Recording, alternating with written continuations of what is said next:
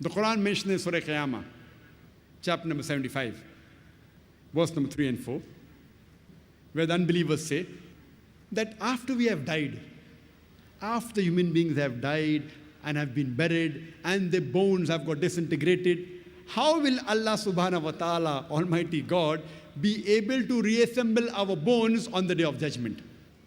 So Allah gives a reply that tell them, Allah can not only reconstruct the bones, He can even reconstruct in perfect order the very tips of your fingers.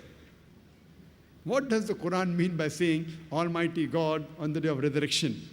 He can not only reconstruct your bones, He can even reconstruct in perfect order the very tips of your fingers. It was in 1880 that Sir Francis Gould, he discovered the fingerprinting method. And he said that no two fingerprints, even in a million human beings, can be identical.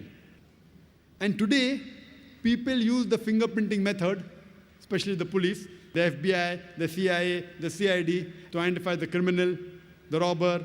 And this fingerprinting method, which we came to know in 1880, Almighty God describes in the Quran 1400 years ago. He can not only reconstruct your bones, He can reconstruct in perfect order the very tips of your fingers.